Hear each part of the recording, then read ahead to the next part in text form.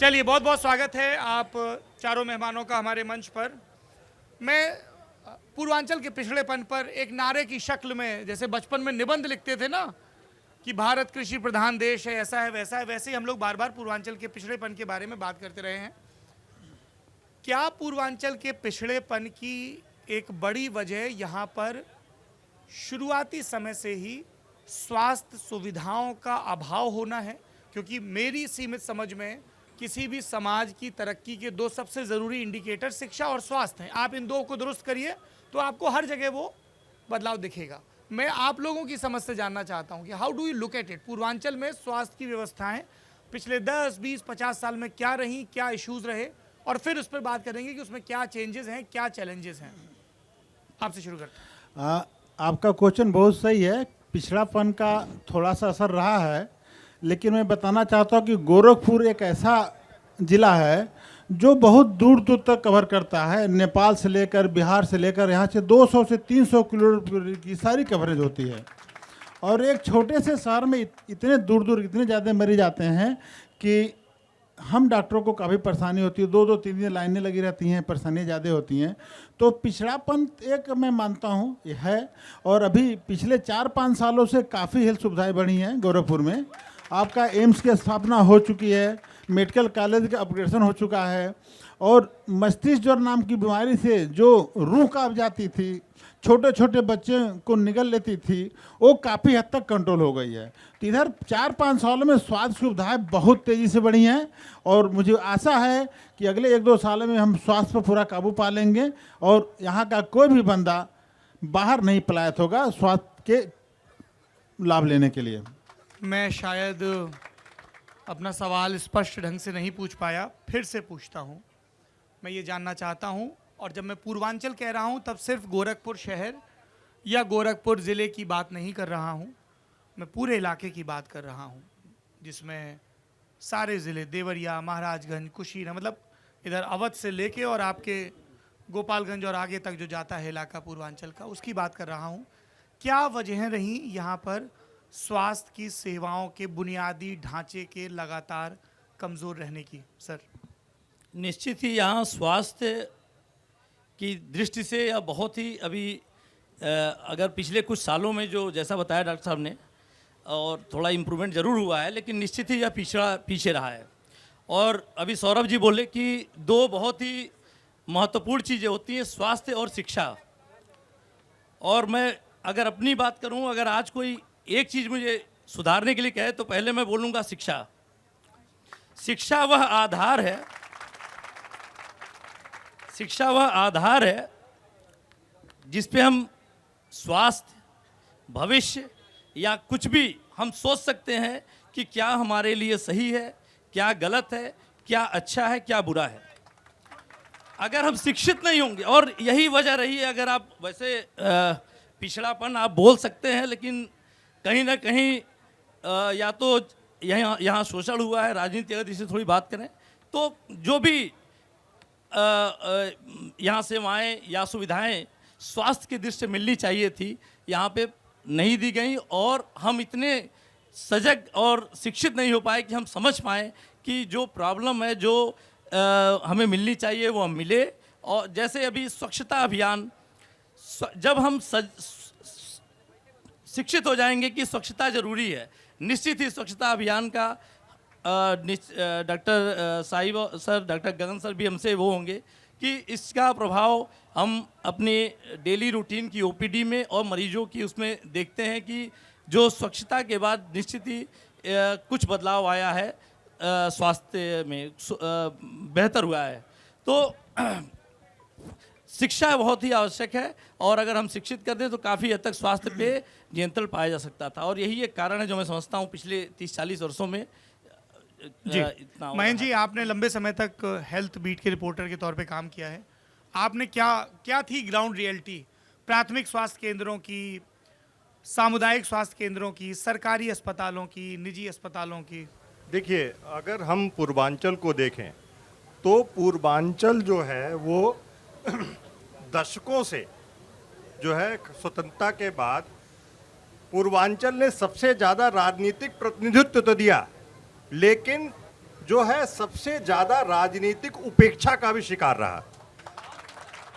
हमने, आप देखिए, हमने पूर्वांचल, अगर हम आप जो पूरा क्षेत्र लें तो कई प्रधानमंत्री दिए, हमने कई मुख्यमंत्री दिए, लेकिन उसके बाद भी जो पब्लिक सेक्टर में जो हेल्थ इंफ्रास्ट्रक्चर में इन्वेस्टमेंट होना चाहिए था, जो निवेश होना चाहिए था, जैसा आपने प्राइमरी स्वास्थ्य केंद्रों की बात की, आपने जो है चाहे हम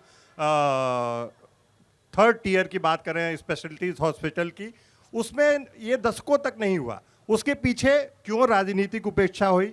इससे सबसे महत्वपूर्ण जो था कि जो जातीय विभाजन हुआ, जो पॉलिटिकल मोबिलाइजेशन जातीय आधार पे हुआ, उसकी वजह से जो है राजनीतिक दलों ने जानबूझकर जो है इस पूरे क्षेत्र की उपेक्षा की। उनको लगा, मैं सिर्फ पूर्वांचल अगर आप देखें तो ओवरऑल जो है उत्तर प्रदेश का जो हेल्थ एक्सपेंडिचर है बजट में अगर हम देखें तो बहुत अच्छा नहीं था। आप देखिए 5% से भी कम था, 4.5%, 4%। और ये मैं बहुत पहले की बात नहीं कर रहा हूँ, मैं 2012 की 2012 की बात कर रहा हूँ, 2015 की बात कर रहा हूँ।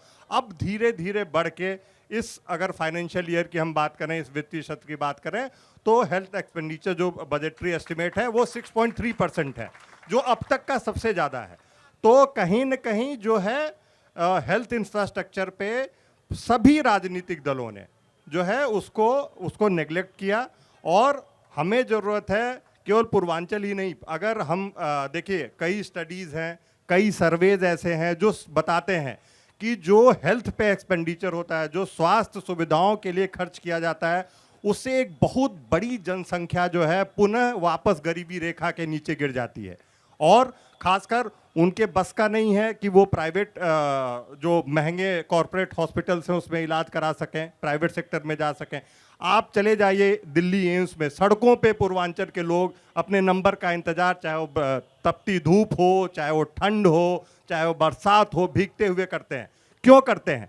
क्या 1000 करोड़ रुपए का एम्स आज से 15 साल पहले नहीं गोरखपुर में बन सकता था? बन सकता था, केवल 1000 करोड़ रुपए चाहिए थे, लेकिन उपेक्षा की गई, जानबूझ के गरीब रखा गया, जानबूझ के पिछड़ा रखा गया। और यहां के लोगों को आप देखिए कि जो पब्लिक सेक्टर जो फैसिलिटीज हैं वो है नहीं, तो मजबूरी में खेत बेचना पड़ता है, मजबूरी में किसी से कर्ज लेना पड़ता है, और वो पूरा का पूरा परिवार किसी तरीके से जूझ के, लड़ के, वो जो गरीबी रेखा के ऊपर अपना जीवन यापन कर रहा है, खासकर लोअर मिडिल क्लास, वो फिर वापस गरीबी की रेखा के नीचे आ जाता है। तो ये निश्चित रूप से ये और सबसे बड़ा उदाहरण है, आप देखिए कि इसी बीआरडी मेडिकल कॉलेज में, और हम लोग रिपोर्ट करते थे दिल्ली में बैठ के, हर साल हजारों बच्चे जो है उनकी पीड़ा तक नहीं सुनाई दी। आप देखिए उसके बाद बहुत ज़्यादा उस पर स्पेंडिंग नहीं थी, बहुत ज़्यादा खर्च की जरूरत नहीं थी, बस ध्यान देने की जरूरत थी। और पूरी की पूरी जो एक्यूट इंसेफ्लाइटिस है, जो उसको किसी एक व्यक्ति ने अगर इच्छा शक्ति दिखाई तो काफ़ी हद तक कंट्रोल हो गया।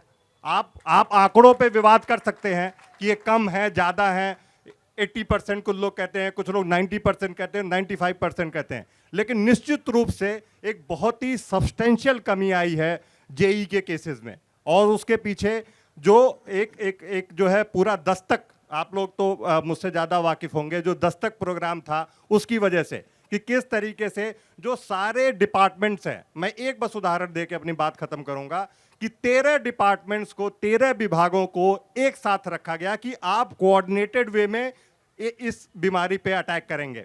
और आप देखिए अगर एक बच्चा, उसमें ये किया गया, किसी भी परिवार का बच्चा अगर उसको इंसेफ्लाइटिस होता है तो ऑटोमेटिकली उसके घर में अगर शौचालय नहीं है तो शौचालय अप्रूव हो जाता है, अगर उसके घर में शौचालय नहीं तो इस तरीके से ये नीतियां लाई जा सकती थी, पहले भी लाई जा सकती थी। लेकिन अभी भी जो प्राइमरी हेल्थ केयर है, जो प्राथमिक चिकित्सा की आवश्यकताएं हैं, अभी भी बहुत कुछ करने की गुंजाइश है, खासकर पब्लिक सेक्टर में, क्योंकि चीज़ें बढ़ रही हैं आगे, लेकिन अभी भी हमको हेल्थ एक्सपेंडिचर पे और ज़्यादा ध्यान देने की ज़रूरत है। और आप देखिए कि जब तक हम यूनिवर्सलाइजेशन नहीं करेंगे हेल्थ केयर, जब तक सबको जो है हम जो है ये स्वास्थ्य सुविधा मुहैया नहीं करवाएंगे, कहीं न कहीं हमारे जो इकोनॉमी है, अर्थव्यवस्था पे उसका प्रभाव पड़ेगा और हमारी अर्थव्यवस्था बहुत तेजी से ग्रो नहीं कर सकती, बहुत तेजी से उसका विकास नहीं हो सकता है। Thank you. चूँकि बीआरडी मेडिकल कॉलेज का और एक्यूट इंसेफ्लाइटिस का, जिसको पॉपुलर ज़बान में जापानी बुखार कह दिया गया था, दिमागी बुखार कहा गया था, उसका जिक्र हुआ है, तो पहले उसी पर बात कर लेते हैं। डॉक्टर गगन, कैसे, मेरे सामने आंकड़े भी हैं कि सुधार हुआ है। हालांकि जिस साल सरकार आई थी उस साल मामला बहुत सुर्खियों में आया था, बच्चे मरे थे और लापरवाही से भरा मंत्री का बयान भी आया था कि अगस्त में तो बच्चे मरते ही हैं। लेकिन उसके बाद के आंकड़े भी हैं, तो ये कैसे हुआ? जिस दस्तक प्रोग्राम का जिक्र कर रहे थे, क्या वजह थी और कैसे उसमें सुधार हुआ? क्योंकि इससे एक चीज़ तो पता चली है कि गड़बड़ियाँ सरकारों की ही हैं, क्योंकि जब बीती तो उसी सिस्टम ने ठीक किया ना, तो पहले भी कर सकते थे और जो एग्जिस्टिंग है उसको भी ठीक कर सकते हैं, बशर्ते नियत हो और दबाव हो जनता का। तो कैसे हुआ ये सर? देखिए, पहले जो मौतें होती थी बच्चों की बहुत दुखद होती थी और उसमें मेन रोल होता था कि गांव में प्राइमरी सेंटर पे हम लोग फर्स्ट एड नहीं दे पाते थे। जब गांव में 2-3 दिन बुखार हो गया, बच्चे को झटका आया, उसके बाद गांव से यहाँ आने में ट्रांसपोर्टेशन में समय बहुत लगता था और उसमें अगर बेहोश बच्चा, झटका आता हुआ बच्चा सीधा लेट के आएगा तो सीने में उसके थूक बलगम जाएगा और वो निमोनाइटिस करेगा, वो केस को और ख़राब करता था। तो मेडिकल कॉलेज पहुँचते पहुँचते बच्चों की हालत बहुत ज़्यादा ख़राब हो जाती थी। दस्तक अभियान में क्या हुआ कि हमने गांव में ही पहले ट्रेस किया, जैसे ही किसी एक बच्चे को हुआ तो बाकी फैमिली मेम्बर्स पे भी ध्यान दिया गया। गांव के प्राइमरी हेल्थ सेंटर्स को अपग्रेड किया गया, वहाँ पे डॉक्टर्स की उपस्थिति सुनिश्चित की गई। आंगनवाड़ी और जो एएनएम्स हैं उनको डोर टू डोर विजिट पे लगाया गया, जिससे कि हम प्राइमरी केस को ट्रेस कर सकें और बच्चे की हालत बिगड़ने से पहले उसको इलाज उपलब्ध करा दें। बच्चा अगर प्राइमरी स्टेज में इलाज पा जाएगा तो 90% तो रिकवरी वैसे ही हो जाएगी। एक्सपायरी कब होती है? जब केस कॉम्प्लिकेट होता है, बच्चा एस्पिरेट कर जाता है। एस्पिरेशन का मतलब हुआ कि सीने में बलगम और थूक भर जाता है। तो जब हम प्राइमरी स्टेज में ही बच्चे को इलाज उपलब्ध करा रहे हैं, उसके प्रिवेंशन पे ध्यान दे रहे हैं। इंसेफ्लाइटिस एक ऐसी बीमारी है जिसका प्रिवेंशन ज़्यादा ज़रूरी है इलाज की बनिस्बत। उसके प्रिवेंशन पे ध्यान दे रहे हैं। जिस गांव में एक भी केस आ रहा है, पूरे गांव का सैनिटाइजेशन हो रहा है। तो दस्तक अभियान ने, जो अभी भाई साहब ने बताया कि 13 विभागों को कोऑर्डिनेट करके काम किया। कोऑर्डिनेशन, जैसे 5 उंगलियां हैं, अगर पांचों अलग अलग काम करेंगी तो कोई काम नहीं होगा, जब तक एक साथ नहीं काम करेंगी। तो वो काम किया सरकार ने, इमीडिएट डोर स्टेप पे सुविधाओं को पहुंचाया, उससे ये कंट्रोल में आया। डॉक्टर शाही, आप आईएमए के अध्यक्ष हैं। इस देश की गरीब जनता, जिसका भी जिक्र हो रहा है इस मंच से, बार बार ये इल्ज़ाम लगाती है कि प्राइवेट अस्पतालों में लूट खसोट बहुत होती है। सर, सवाल सुन लीजिए, पूरा सवाल सुन लीजिए। जबकि उन्हीं प्राइवेट अस्पतालों में जाके अक्सर हमारे परिजनों की ज़िंदगी बचती भी है। And if given a choice, जब तक बहुत ही स्पेशलाइजेशन का मामला ना हो, एम्स का मामला ना हो, हम सब लोग प्राइवेट हॉस्पिटल प्रेफर करते हैं गवर्नमेंट के कंपैरिजन में। तो ये दोनों सत्य हैं कि वो एफिशिएंसी भी वहाँ पे ज़्यादा दिखती है लोगों को, साफ़ सफाई, डॉक्टरों की उपलब्धता, और बिल भी बहुत ज़्यादा आता है। तो कुछ ऐसा हो सकता है क्या कि वो जो सेवा की शपथ ली जाती है वो भी टांगी रही जाए? कमाई हो, बहुत सारे लोग हैं, हम भी एक प्राइवेट नौकरी करते हैं, यहाँ पे बहुत सारे लोग करेंगे। नहीं, आपका प्रश्न बहुत ही यथोचित है और बहुत ही सही है, इस बात को मैं मानता हूँ। अभी आईएमए अध्यक्ष बनने के बाद मैंने सीतापुर आई हॉस्पिटल में निःशुल्क ओपीडी चालू की है, जिसमें हमारे शहर के वो डॉक्टर बैठे हैं जिनके यहाँ 2-2-3 दिन वेटिंग रहती है। दीपक तिवारी डीएम कॉलेज बैठे थे, वहाँ ये कहा गया है कि जो भी गरीब जाएगा, अगर उसको भर्ती करने की आवश्यकता हो तो आईएमए के अस्पताल में भर्ती करके निःशुल्क इलाज होगा। ये शायद पेपर माध्यम सब लोग जाने होंगे। पीछे क्या हो मुझे नहीं मालूम है, आगे हम सुधार सकते हैं। नहीं, इसीलिए अभी चल रहा, रोज ओपीडी चलती है। हाँ, अभी रुक जाओ, अभी ऑडियंस एक सेकंड देखिए। ऐसा है ना कि दुस ये बड़ा आसान है मंच पर कोई भी व्यक्ति बैठे। सर एक सेकंड, ये थोड़ा सा आसान, देखो ये किसी संवैधानिक संस्था पे नहीं है, आईएमए के अध्यक्ष हैं। मैंने आपके हिस्से का सवाल पूछा, सुन तो लीजिए क्या कह रहे हैं। अभी 1 दिसंबर से चालू हुई ओपीडी, आप जाकर देख सकते हैं। कहाँ आदमी पे जा सकते हैं ये लोग, बताइए। सीतापुर आई हॉस्पिटल में सुबह 9 से 12 बजे तक चलती है, निशुल्क निःशुल्क ओपीडी। कोई भी जा सकता है? कोई भी जा सकता है, दिखा सकता है। अच्छा। लेकिन निःशुल्क इलाज सिर्फ बीपीएल कार्ड धार गरीब के लिए किया गया है। गरीबों का है, बिल्कुल। क्यों? कारण क्या है कि हमारे प्राइवेट अस्पतालों पर 80% इलाज प्राइवेट अस्पताल करते हैं, मान के चलिएगा। या कितने लोग हैं हाथ उठाकर बताए कि सरकारी इलाज कराते हैं? वर्कलोड इतना, भीड़ इतनी ज्यादा है कि कुछ कह नहीं सकते हैं। और लूट खसोट का जिम्मा प्रशासन का होता है। प्रशासन को 100 बार कह चुके हैं, प्रशासन कान में तेल डाल के सो रहा है। गोरखपुर में 80% अस्पताल फर्जी चलते हैं, बिना डिग्री के डॉक्टर के चलते हैं, जिसकी मिलीभगत रहती है। हम 100 बार कह चुके हैं प्रशासन के हॉस्पिटल हैं। हमारे तारामंडल में चलिए, जो नेताजी देख लीजिए, 80 हॉस्पिटल हैं, केवल 10 हैं जो डॉक्टरों का हॉस्पिटल हैं। बाकी 80% झोला छाप एम्बुलेंस ड्राइवर। हम उनको बोलते हैं, इनको प्रशासन चला रहा है, कहाँ से उनका सर्टिफिकेट आ रहा है? आपका अधिकार नहीं होता है ताली बजा रहे हैं बैठकर। ये समाज की पुकार होनी चाहिए, समाज का लड़का होना चाहिए। एक आरटीआई डाल के मांगिए, डीएम का धरना दीजिए। क्यों नहीं करते हैं? क्यों इन फर्जी काम चल रहे हैं? अगर किसी से लूटा जाता है तो मैं आज सबके सामने बोलता हूँ, मुझसे बताइए, मैं बताऊंगा कौन लूटेगा। आइए, मैं कहता लूटता है तो मैं उसे एक्शन लूंगा, लेकिन नहीं ले सकता हूँ क्योंकि लाचार हूँ। प्रशासन माफिया चारों तरफ से घेरा हुआ है। अब पूरा गोरखपुर में गुंडागर्दी चल रही है।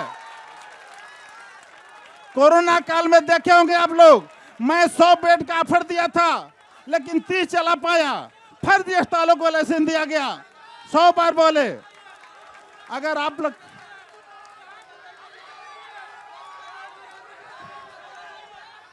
भाई साहब बस बैठ जाइए। एक सेकंड भाई साहब, अरे हमारी तो सुन लो।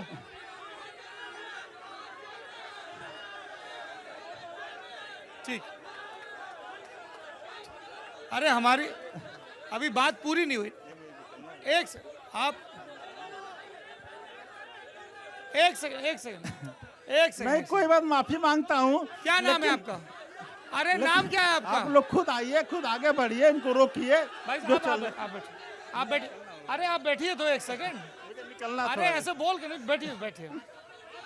बिजली वाले एक सेकंड देखो, ऐसा सुनो। अरे भैया, ए गुरु, अरे बात तो सुन लो भैया। अरे बात एक सेकंड आप मेरी बात सुन लीजिए। उसके बाद आप लोग मेरी बात सुनने के बाद अगर संतुष्ट ना हो तो मैं आपको माइक दे दूंगा। आप मेरी बात सुनने के बाद आप लोग संतुष्ट ना हो तो मैं माइक दे दूंगा। आप मेरी बात सुन लीजिए। अगर आप मेरी बात सुन के संतुष्ट नहीं होंगे तो मैं माइक आप तक पहुंचा दूंगा, खुद आ जाऊंगा। मेरी बात सुन लीजिए। एक सेकंड यार, ऐसे आप सब लोग मेरी बात सुन लीजिए। अगर आप संतुष्ट ना हो तो मैं आप लोगों को एक माइक दे दूंगा, तीनों लोगों को अपनी बात कह लीजिएगा। पहली बात आप सुन लीजिए भाई साहब, ऐसे नहीं। ये क्या मैक्सिकन वेव चल रही है? पहले वहां से खड़े होते हैं, फिर वहां से खड़े होते हैं। मैं माफी मांगता हूँ। एक अगर आप ऐसा शाही जी, चाहते एक हैं, सेकंड, लेकिन अगर बिल ज्यादा बनता तो उससे लेना चाहिए। मैं जानता। धन्यवाद। क्या हुआ? जानना था। अरे एक शाही जी, एक सेकंड आइए तो। अरे एक सेकंड, अरे उधर जाओ, उधर। मैं गुस्सा नहीं जा रहा हूँ, एक्चुअली में मेरा एक मिनट, ऑफिसर अरे आप आ रहे हैं, दिल्ली से फ्लाइट आ गई। मैं माफी एक मांगता सेकंड हूँ। बैठिए, मैं बात तो स्पष्ट कर दूं। देखो, मैं 2-3 चीजें स्पष्ट कर दूं, ऐसे फिर खत्म करना पड़ेगा प्रोग्राम, कोई फायदा नहीं होगा। आप लोग चाहते हैं प्रोग्राम बंद कर दिया जाए? नहीं, तो मेरी बात सुन लीजिए।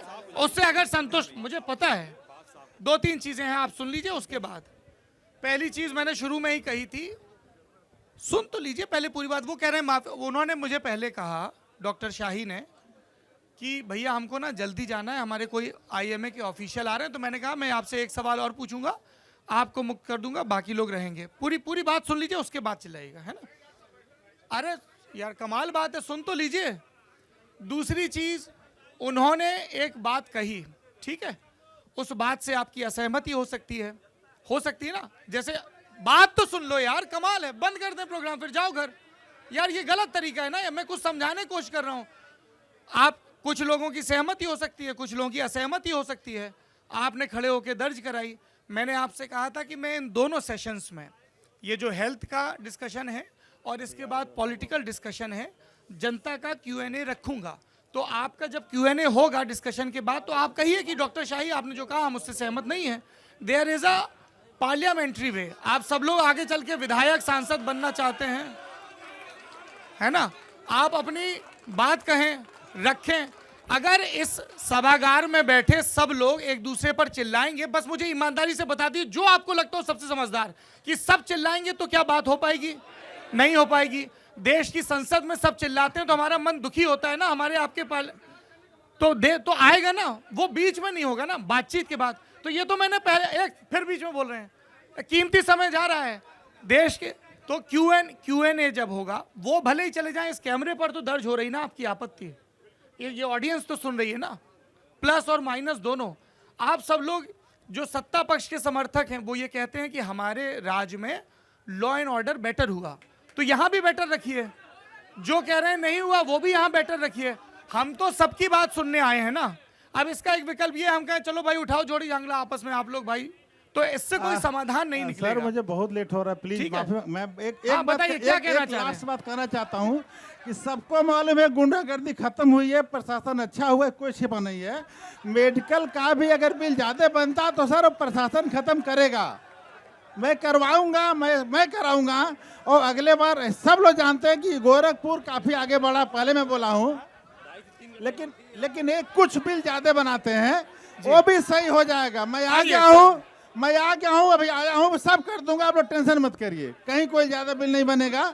और प्रशासन का हेल्प इसमें चाहिए, क्योंकि अस्पताल से पंगा के लिए नहीं ले सकता हूँ। आप लोग साथ दीजिएगा, मैं वादा करता हूँ अब ऐसी शिकायत नहीं आएगी आप लोगों के पास। ठीक है, धन्यवाद। एक से, हाँ, माइक दीजिए। आप बैठ जाइए आप, शाही जी, फिर सब लोग खड़े हो जाएंगे, पीछे बैठ जाइए, पीछे।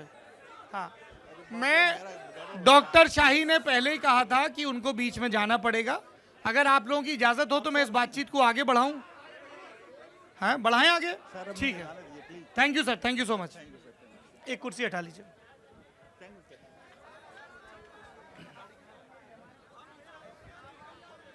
ये आपने ऑडियंस की रिएक्शन देखी, बड़ी मिक्स है। मैं इसी सवाल से आगे बढ़ाऊंगा ताकि Q&A में भी ये सवाल जिंदा रहे।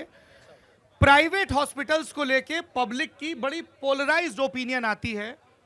जब डॉक्टर शाही ने ये कहा कि यहाँ पे IMA के तहत रजिस्टर्ड अस्पताल भी चल रहे हैं और कई ऐसे अस्पताल भी चल रहे हैं जो झोला छाप चला रहे हैं। यहाँ पे कितने लोग ये कह रहे हैं कि हमारे देश या प्रदेश में एक भी झोला छाप डॉक्टर नहीं है? तो डॉक्टर शाही ने जो बाद में जाते जाते बात कही, मैं उस बातचीत को समझना चाह रहा हूं कि हेल्थ के स्ट्रक्चर में आप लोग अलग अलग ढंग से जुड़े हैं। आपने आर्मी में काम किया है, आप मेडिकल कॉलेज में हैं, और आपने उसको एक पत्रकार के तौर पे कवर किया है। किस तरह के करेक्टिव मेजर्स की जरूरत है? यहीं से शुरू करते हैं कि जो फर्जी डॉक्टर हैं उन पर कैसे नकेल कसी जाए। कोई भी आप में से रिस्पॉन्ड कर सकते। देखिए, अगर जी, देखिए फर्जी डॉक्टर, जी आवाज आ रही है। देखिए, क्योंकि हमारे यहाँ डॉक्टर्स की कमी है, जो पेशेंट डॉक्टर रेशियो है वो बहुत हाई है, मतलब बहुत कम है। मतलब इसकी वजह साफ है क्योंकि हमने मेडिकल कॉलेजेस में विस्तार नहीं किया। 70 साल में केवल जो है उत्तर प्रदेश में 12 मेडिकल कॉलेज थे, और जिसकी वजह से मेडिकल कॉलेजेस में से जो डॉक्टर्स प्रोड्यूस होते हैं, जो इलाज करते हैं, वो कम होने लगे। MBBS की सीटें बहुत कम थी, MD की सीटें बहुत कम थी, और अब धीरे धीरे जो है, और यही सबसे बड़ा कारण है, क्योंकि सबको जो है एक प्राइमरी, अगर आप देखिए किसी को भी जुकाम बुखार कुछ भी होता है तो डॉक्टर के पास जाता है, तो उसको जो नियरेस्ट डॉक्टर मिलता है। भाई साहब क्या समस्या है ना? उस लड़के की ये ड्यूटी है कि वो आप लोगों की सब बातचीत को रिकॉर्ड करे, आप उसको डिस्टर्ब कर रहे हैं, मत करिए ना। आप सब लोग, मैं यहां देख रहा हूं,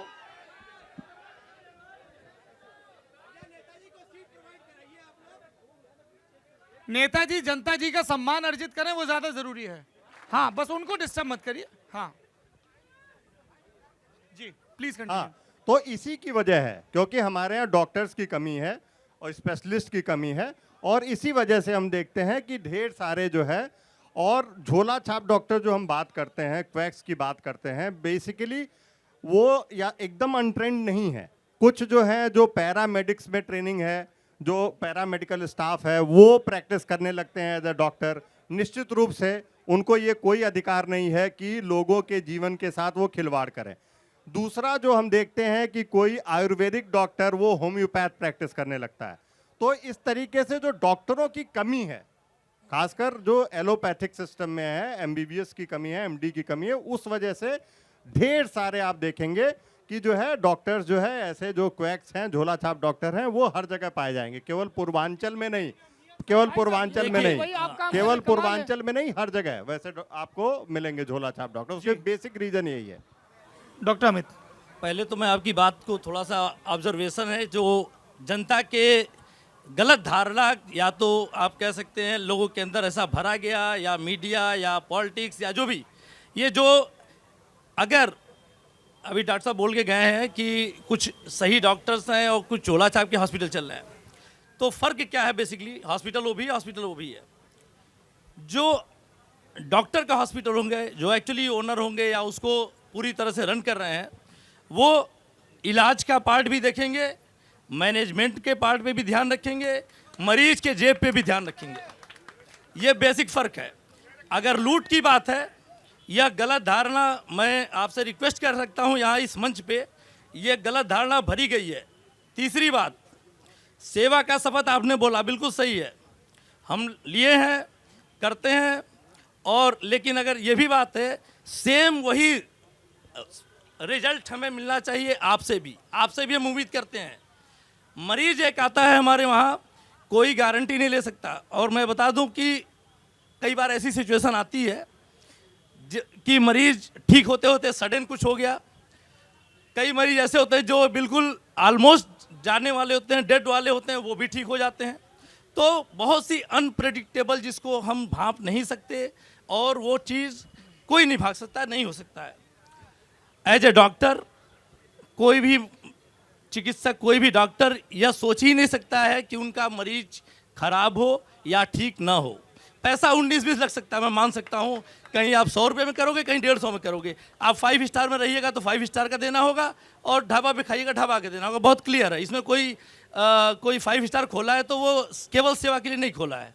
लेकिन जहाँ मरीज की इलाज की बात है, उसकी मैं डेफिनेटली ये कहता हूँ कि जहाँ डॉक्टर का रहेगा वो इलाज सही होगा। ठीक जी। अब जहाँ तक ये बात आई कि क्यों झोला छाप बढ़े या नॉन ये बढ़े, हाँ जी, अगर हम इसके जड़ में जाएं तो आप ही बताए हैं कि 80% लोग प्राइवेट हॉस्पिटल में प्रेफर करते हैं। क्यों करते हैं इसको सोचिए। सरकार ने हमें आज तक वो सुविधा नहीं प्रोवाइड की। अगर हम, और मैं एक दिन 2 दिन की बात नहीं कर रहा हूँ, मैं किसी भी पॉलिटिक्स और किसी भी पार्टी का नहीं हूँ, मैं क्लियर एज ए चिकित्सक बात कर रहा हूँ। मैं पिछले 70-75 साल, जितने साल हो गए, बात कर रहा हूँ। यह इसीलिए हुआ कि हमें अगर सुविधा सरकारी अस्पताल में बढ़िया मिलेगी तो मैं क्यों जाऊँगा वहाँ, मैं प्राइवेट में क्यों जाऊँगा। प्राइवेट हॉस्पिटल हो या प्राइवेट स्कूल हो, यह इसीलिए पनपे है क्योंकि सरकारी सुविधाओं को, सरकारी स्कूलों को ढंग से बनाया नहीं गया है।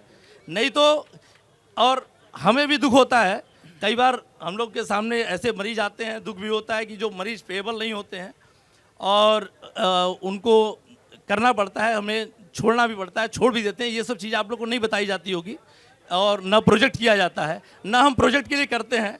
मैंने खुद अपना ब्लड दे करके पेशेंट को वो बताया, मैं प्रोजेक्ट नहीं कर रहा हूँ, पेशेंट की जान की ज़रूरत थी, उसका घर का कोई ब्लड का नहीं डोनर था तो मैंने दिया था। लेकिन ये कोई प्रोजेक्शन की बात नहीं है, मैं बस ये बता रहा हूँ कि इन चीज़ों को बताया नहीं जाता है। और ये गलत धारणा, बिल्कुल ही गलत धारणा, 110% गलत धारणा आपके अंदर बनाई गई है।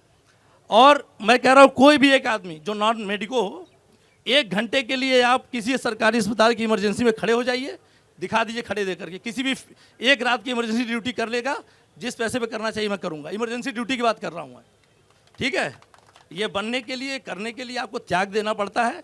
6 महीने ट्रेनिंग लेकर के डॉक्टर बनना और 12 साल पढ़ाई लेकर डॉक्टर बनना, बहुत अंतर है। और हो सकता है आप लोग के वहाँ भी कोई आसपास पड़ोस में, गांव में डॉक्टर होंगे, डेफिनेटली होंगे। अब दुख ये होता है कि मरीज जैसे महीनों तक ड्यू टू पैसे की वजह से, चाहे सुविधा की वजह से गांव पे इलाज कराता रहता है। वो 6 महीने, साल भर बाद पता लगता है नहीं ठीक हो रहा है, तो फिर वो शहर या अपने सही चिकित्सक का पहुँचता है।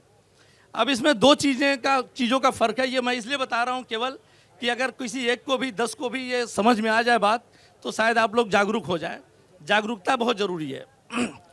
1 साल में उसकी जो बीमारी पकड़ में आनी थी 1 साल पहले, वो बीमारी 1 साल तक बढ़ गई। वो केवल सिम्टोमेटिक इलाज कराता रहा, बुखार हुआ बुखार की दवा, दर्द हुआ दर्द की दवा, क्यों हो रहा है उस पर कोई ध्यान नहीं देता है। तो 1 साल में उसकी बीमारी बढ़ गई। 1 साल में वो 10 बार वो दवा पे पैसे खर्च कर चुका। अब इम्पॉर्टेंट चीज़ ये है, उससे कम पैसे में वो सही जगह पहुंच के और अर्ली स्टेज में पहुंच जाता तो उसका इलाज होता है। हम लोग के वहाँ आए दिन आते रहते पेशेंट। पता लगा पिछले 6 महीने में 6 बार ब्लड चढ़ चुका है। मैं कहा भाई क्यों चढ़ चुका है, तो पता ही नहीं है, हर बार कम होता है तो चढ़ा देते हैं। तो ये गलत है। आप जागरूक ये बनिए कि बीमारी क्या है। आप कोई पैसे कम लगेंगे, बीमारी अर्ली स्टेज में में आएगी तो रिजल्ट अच्छा मिलेगा। इस चीज़ को आप लोग समझ लीजिए। अगर इस लल्लन टॉप के मंच से मैं एक आदमी को भी जागरूक कर सकूं तो ये मेरे लिए सार्थक और स्वाभिमान का विषय है। धन्यवाद। ये बस एक last question and then will go to audience और फिर अगले सेशन में जाएंगे। बार बार जैसे इन्होंने भी जिक्र किया, यहाँ पर बात ये हो रही है कि सरकार के पास संसाधन होते हैं, लेकिन जो सहूलियतें आती हैं उनका मैनेजमेंट ठीक से नहीं होता है। उसी मशीन को जैसे होता है ना कि हमारे घर में कोई चीज़ है तो हम बड़े संभाल के रखते हैं, सार्वजनिक चीज़ है तो मुहावरा चलता है हमारे देश में, सरकारी माल समझ रखा है क्या, जैसे वो कहीं बाहर से चीज़ आई हो। तो इस सोच के पीछे क्या वजह है, क्यों गवर्नमेंट अच्छे से मैनेज नहीं कर पा रही अपने रिसोर्सेज को? क्योंकि हमने अपने दौरों में ये चीज़ देखी है कि स्कूल प्राथमिक स्वास्थ्य केंद्र बने हैं लेकिन वो मिसमैनेज्ड हैं, उनके भी अपने संकट हैं, स्टाफ की कमी है, जैसे वो डॉक्टरों का जिक्र कर रहे थे, हेल्पिंग स्टाफ की कमी है। आप लोग जब कॉलेज में तो किस तरह की दिक्कतें देखते हैं? पब्लिक हेल्थ का उन्होंने जिक्र किया, प्रिवेंटिव हेल्थ का जिक्र किया। मेडिकल कॉलेज गोरखपुर की जहाँ तक बात है, मेरे ख्याल से सब लोग इस बात से सहमत होंगे कि पिछले 5 साल में बहुत तरक्की किया है। सारी सुविधाएं वहाँ उपलब्ध हैं इस समय। कैंसर के इलाज से लेकर neuro surgery, cardiology, angiography, angioplasty, urology, nephrology, dialysis, NCV जो नर्व्स की जांच होती है, ये पिछले 5 सालों में ही बढ़ी हैं। सरकार ने ध्यान दिया है, चीज़ें उपलब्ध कराई हैं, डॉक्टर्स पोस्ट किए हैं। और इस समय मेडिकल कॉलेज में अगर कोई ये कहे कि हमको कोई दिक्कत हो रही है, तो मैं सहर्ष उससे बात करना चाहूँगा। मेडिकल कॉलेज में दिक्कत लगे तो कहाँ पे जाए? कोई क्राइसिस मैंने कुछ है ऐसा जहाँ पे आम जनता को अगर कोई दिक्कत हो रही तो वो बिल्कुल CMS ऑफिस में है। CMS ऑफिस में बिल्कुल। हाँ, चलिए अभी ऑडियंस से 4 सवाल लूंगा। पहला सवाल इस दिशा में, बताइए कोई पूछना चाहता है? हाँ, इधर माइक दीजिए। 4 सवाल पूछूंगा, उसके बाद आऊंगा। जी पूछिए सर। सवाल पूछिए। हाँ। अच्छा एक सेकंड, सवाल पूछने से पहले मैं आपको ये बता दूं कि ये पत्रकार रहे हैं, इन्होंने ज़मीनी स्थिति देखी है इसलिए बुलाया। ये मेडिकल कॉलेज में हैं, लखनऊ यूनिवर्सिटी में प्रोफेसर भी हैं। इस मंच पर क्यों है मैं आपको उसकी वजह बता रहा हूँ। गोरखपुर यूनिवर्सिटी में, सॉरी गोरखपुर यूनिवर्सिटी में। एकदम लखनऊ जाने का सबको इतना हैंगओवर है कि लखनऊ ही निकलता है। और ये आर्मी में रहे हैं तो एक अलग सिस्टम है वहाँ पे डॉक्टरी का, इसलिए इनको बुलाया गया। पूछे सवाल। सर सवाल ये है कि BRD मेडिकल कॉलेज कब तक साफ हो जाएगा? साफ मतलब गंदा है बहुत? हाँ, बहुत ज्यादा कचरा है। सर्जरी वार्ड हो, OPD हो, बीच में कहीं कहीं जो आंगन टाइप का एरिया होता है, लॉबी टाइप का, उसमें नालियां एकदम जो है भर चुकी हैं कचरे से। सर जी आखिरी बार कब गए थे? 4 दिन पहले। फोटो है, दिखाइए। दिखाता हूं सर।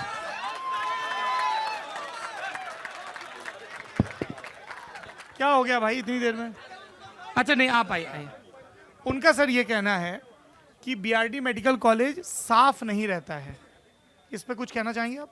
मेरे हिसाब से तो साफ रहता है। अच्छा जी, दूसरा सवाल आप में से कोई पूछना चाहता है? हाँ, इनको दे दीजिए। आएंगे आप पे आएंगे, लाल टोपी वाले भैया पीछे दे दीजिए। आराम से एक ही सबसे नहीं, अभी एक सत्र है, 4 सवाल लूंगा। हाँ, इधर पीछे अमन, ये पीछे दे दीजिए इनको। इधर इधर। हाँ, अभी सर बोल के नाम जो गए क्या है हैं- आपका? मेरा नाम वरुण शेखर है। वरुण, हाँ। अभी सर जो बोल के गए हैं भारतीय मैं जनता पार्टी। तो का कोई कार्यकर्ता गुनाह हूं, थोड़ी सही किसी है। पार्टी का कार्यकर्ता होना। ये आम आदमी पार्टी के हैं, वो भाजपा के हैं, वो सपा के हैं, निषाद पार्टी के हैं।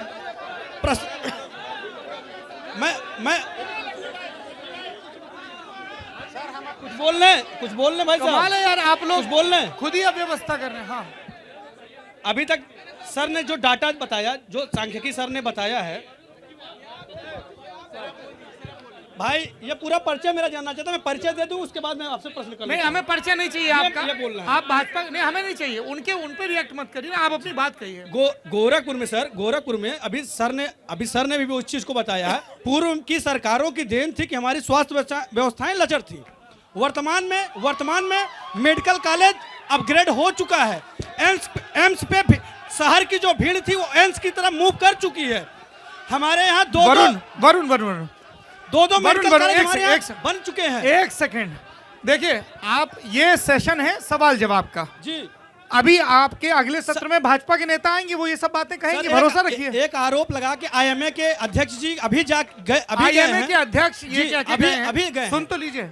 आईएमए के अध्यक्ष इस मंच से ये कह के गए हैं कि अभी भी गोरखपुर शहर में कई ऐसे अस्पताल चलते हैं जिसमें मान्य डॉक्टर नहीं है, आईएमए का रजिस्ट्रेशन नहीं है। क्या आप यहाँ खड़े होकर ये आश्वासन देना चाहेंगे कि प्रशासन उन पर अविलंब कार्रवाई करेगा?